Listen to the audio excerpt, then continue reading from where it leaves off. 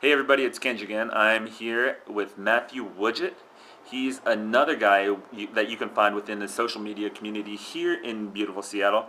And I've got the great opportunity to speak with him. He's a great guy, and I think you should go meet him. So, first off, Matt, thanks for being here. Pleasure. So, Matthew, you're another guy who's passionate about social media. Curious where that comes from. I think ultimately for me, it's the connectivity that social media provides, and it facilitates those connections between people.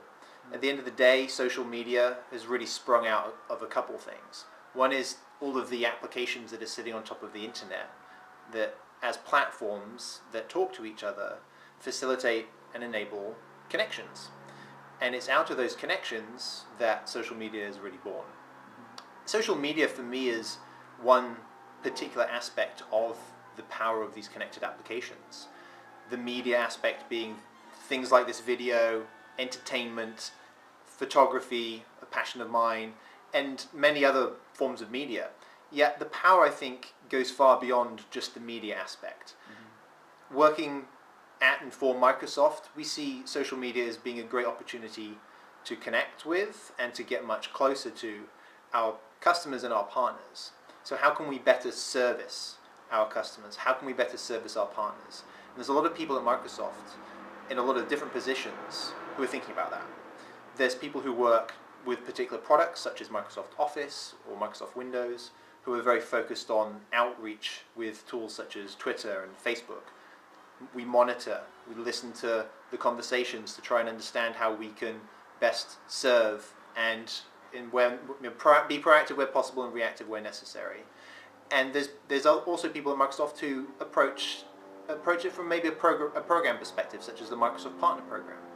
And Charles Lee, who I know is a very active in the social media community, both in and outside of Microsoft, is part of the Microsoft Partner Program, and she's thinking about the power of social media both within the context of the program and beyond that. So I mentioned these different connections and opportunities that we see from a Microsoft perspective, because ultimately we recognize that as these tools and ways of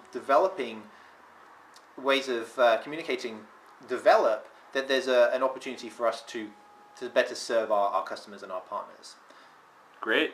And so I'm not sure that we covered this, but so you're currently at Microsoft. What do you do there? What's your position? So I work in the US Information Worker subsidiary. Okay. So we run the business for Microsoft here in the US for Office and Exchange and SharePoint and Project and Visio and Groove, that collection of products that makes up the Information Worker suite. Any products that are really focused on helping many people who play with social media and use social media as a tool are often information workers. So there's a lot of relevance for us in the information worker with social media. So my particular role is working with the product managers on the team to identify the right campaigns to work with our partners to help and assist them building their business and going to market with our products. I focus on the SMB segment, so small and medium business, and the partners that service that segment. So social media for me became an opportunity perhaps to get more scale with communication, to better interact with our partners. So for example, we have something called Business Builder here in the US for Information Worker. It's our Q4 right now, and we're very sales focused and focused on closing the year and really kind of looking at ways to better service our partners and assist them in closing more deals. Benefit for them, benefit for us. And we have tools at our disposal such as forums and webcasts, and we've created a sales clinic that includes all of those, but it also includes a LinkedIn element. It also includes a Twitter element. So the LinkedIn element, we're reaching out into the LinkedIn communities that host and discuss SharePoint matters, as we're focusing on SharePoint for these clinics. And with Twitter, we've also been able to expose other people who maybe weren't aware of the opportunities of being a Microsoft partner if they were selling and closing opportunities and designing systems and solutions that include SharePoint, and also to service those who are already doing that. And Twitter enabled us to add that extra component to our approach. So if you're a sales salesman or a saleswoman at a Microsoft partner, and you're out on the road, and a couple of days ago you attended this sales clinic, that you're also going to get some updates via Twitter, and you can obviously activate that on your mobile phone, and you can get those tips whilst you're out in the field, just about to visit your customer. So for us, that was a very tactical use of Twitter as an addition to an overarching campaign that we have. And the tactic is a key word, as is strategy. So we are also thinking in terms of long term, how do we see our social media strategy? What do we need to respect and understand about social media and all of its necessary components? There's a lot of Microsoft people working on this, a lot of really smart people who are really thinking about how we can do the right thing for our partners and for our customers using social media.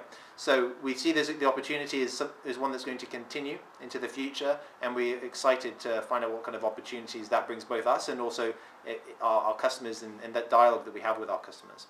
Great. And so, personally, how do you utilize social media? Do you have a blog, Twitter? I have a blog of which I'm absolutely awful at keeping up to date. I must say, something that appealed to me about Twitter is it was very easy for me to do. Is the forcing function, the 140 characters. It's helped me actually get briefer. Well, that might not be coming across right now. It's helped me find the brevity and the value in communication. I am an amateur, aspiring photographer, you will, in my spare time, what little of it there is, and I've been using Twitter to reach out and connect with other photographers. There's a huge photography community in the US and in the world, digital photography, and a lot of the camera companies, Canon and Nikon and Sony, really opening that up to a lot of people with digital, and the community is growing, and it's great to be able to connect with those people and get ideas for creative works, and to just enjoy and consume other people's photography as well as my own. Very cool. And so, Matthew, I'm starting to think that you're not from Seattle. Am I correct in that? You are correct. I'm not originally from Seattle. I consider myself an adopted Seattleite, that's for sure. Where are you from? I'm from England. England. United Kingdom. Big soccer guy? Football? I do enjoy a game of football. I wouldn't say that I was the biggest fan in the world. I'd have to say that debate is currently raging between Steve Escott and Ian Bailey in England, two close friends of mine who are battling it out for England's #1 fan right now. All right. Well, there you go. Hey, everybody. This is Matthew Woodget. Very cool guy. Amateur photographer, Microsoftie, and super Brit. And so, hey, Matthew, thank you very much for your time. So one other thing I'd add was a funny thing that was mentioned to me on Twitter the other day. In my profile on Twitter, obviously very sensitive to the fact that my opinions are my own, and I put this in my profile, and they somehow found that funny. But it's true, everything you've heard today is my opinion, and my opinion alone. So thanks a lot for listening. Great. Oh, if people want to find you, where can they find you? Matt Woodget at Twitter, so that's MattWoodget, and you can also find my blog and my photography if you go to fluidpixel.com. That's fluid like the liquid, FLUID, and then pixel like pixel on a computer screen, PIXEL, so fluidpixel.com. Perfect. Thank you, Matthew. Thank you very much.